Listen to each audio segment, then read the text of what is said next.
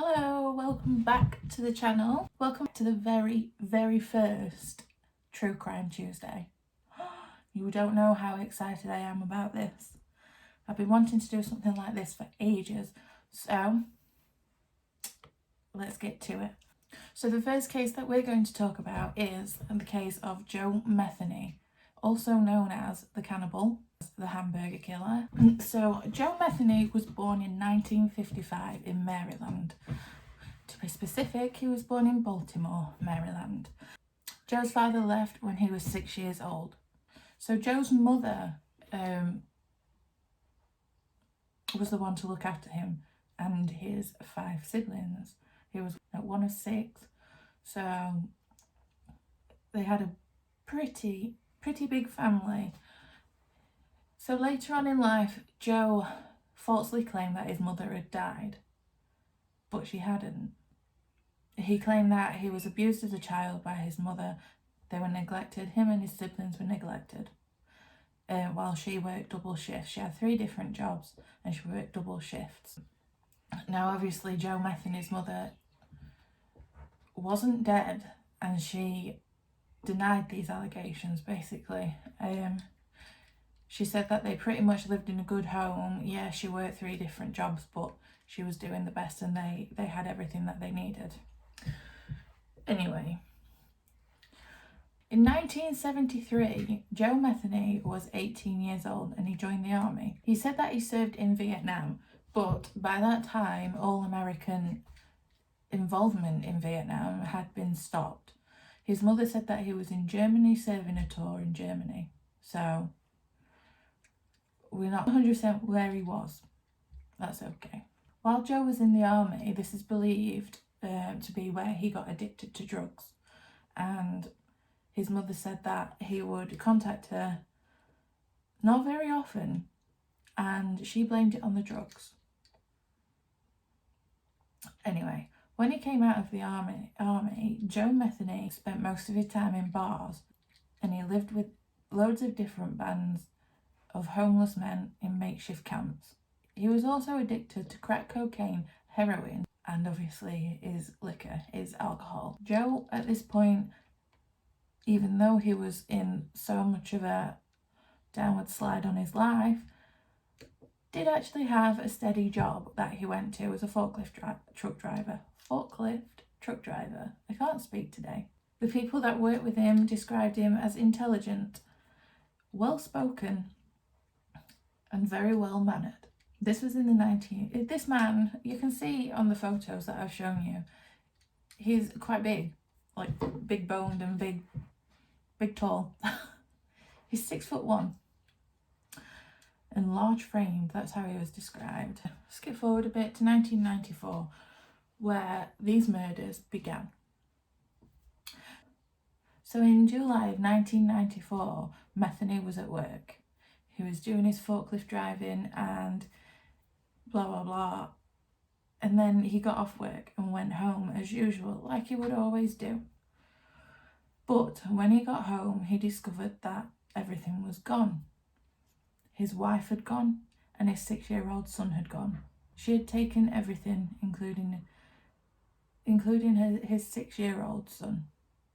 So that's a bit devastating for anybody, no matter what situation that you're in. It's devastating. So, Joe Metheny said that this woman was addicted to crack cocaine anyway, and he didn't care if it was her that was gone. But the fact that she took his 6-year-old son made him really angry. There was no way, he said, this is in a statement that he made, there was no way that he could go and get his son from the social services and claim him back because of his criminal past. So Joe Metheny went out, find them himself. His son was in the social services and he had been taken. There was no way of getting him back. So Joe wanted revenge. So he went looking for them. Joe couldn't find any sign of them anywhere until 6 months later, when somebody had seen his wife under the bridge with some asshole, as he would call him. as this person says he would call them. It says it in his statement. So he went to this bridge and saw the two people that his wife would get high with. They were passed out on this stinky mattress, and he just saw red and killed them. He chopped them up, basically. Killed them and chopped them up. Also on that same night, he lured. He managed to coax a lady of the night down there who was also a drug addict. He managed to coax her down there. He got her high and was trying to get information out of her as to where his wife was, because he thought that she would know. This is a direct quote from his testimony, well, his confession basically. And he said, "I got her high and was trying to get information out of her about my old lady's whereabouts. She acted like she didn't know, so I beat the hell out of her, raped her ass, and then killed her. I put her in some bushes and went and coaxed," well, it doesn't say coax, but I can't say lured properly. Lured the second bitch down there. So because this woman was acting like she didn't know anything, he killed her also, and then went on and got another person. So that's 3 people he's killed already. And he did exactly the same to this other girl. So he's killed the 2 people on the mattress who his wife would get high with. He's killed a lady of the night, and he's killed another lady of the night. And he'd beaten them to death, sexually assaulted them, and thrown them in bushes. But when he was just throwing this second lady into the bushes, Joe noticed that he was being watched. There was a man on the river, on his boat, or at the side of the river, pond, whatever, fishing. And he was looking straight at Joe, looking what he was doing. Joe wasn't happy about this, so he obviously picked up a pipe and went and bludgeoned this man to death. Joe said that this man was quite old.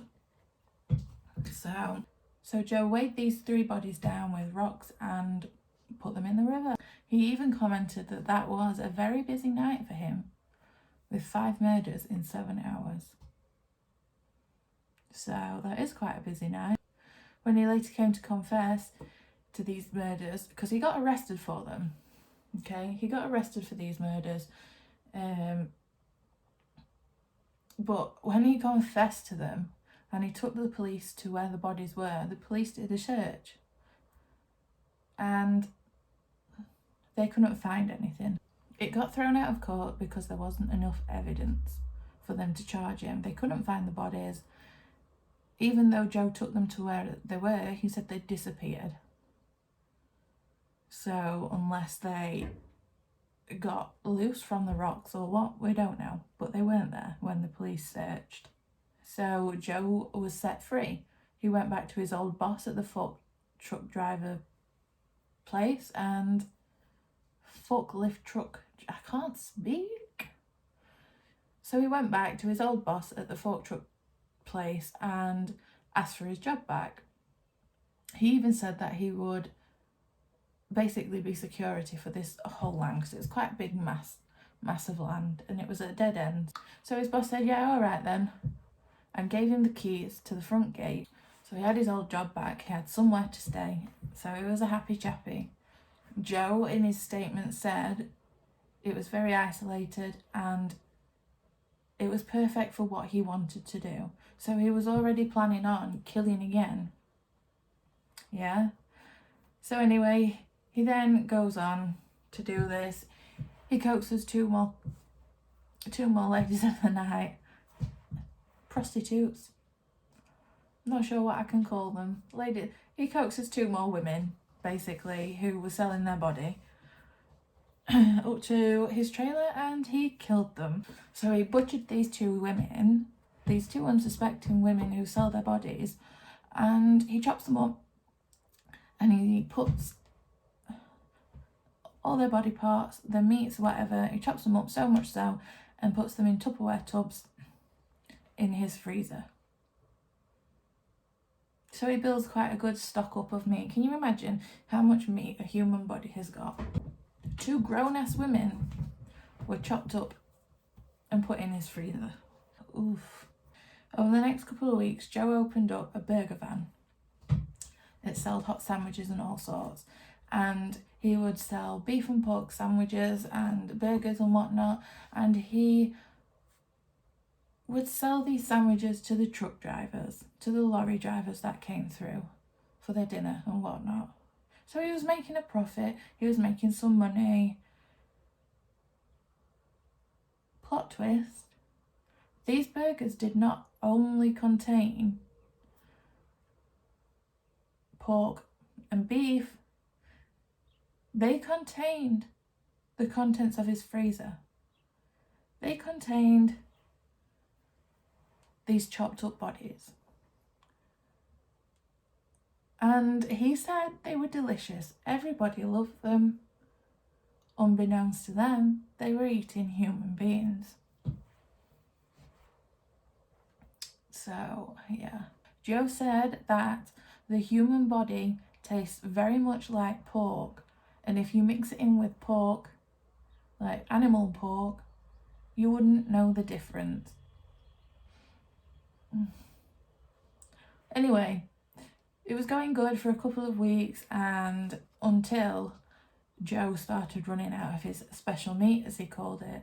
So he lured another lady to his trailer, and he says he ripped her clothes off and started beating her, and she was screaming. Obviously, she was screaming. She had been coaxed to this place thinking that she was going to get something nice, and he ripped her clothes off and started beating her up. But Joe says it didn't matter if she screamed because it was so isolated, nobody knew. So he turns his back for a minute because he's going to get something. So he turns his back, and even though she's very, very injured, she manages to escape. So Joe's shouting after her, thinking, well, she's never going to get over that fence, because the fence was so tall and it had barbed wire on the top. But she got over it because it was a pallet company, and these pallets were piled up high. So she managed to climb these pallets and get over. She jumps over and went straight to the police. And when the police arrived, Joe was just stood there at his trailer and accepted the fact that he has been caught and he's going to jail. Now, when Joe got took to jail, he obviously confessed to everything. And he says that he committed 13 murders altogether, but he only got charged for 2 because they couldn't find any evidence of the other 11. So he got 50 years for the attempted murder of the lady who actually went to the police, and he got 2 consecutive life sentences. One was a life sentence and one was a death sentence to start with. That death sentence got overturned and turned into a life without parole because he said he wanted to die, that he wanted them to kill him. So anyway, in 1995, Joe was found dead in his cell. Can you imagine? I feel sorry. Obviously, I feel sorry for the victims, but I also feel sorry for all those people that he fed those bodies to. It's a perfect crime, really.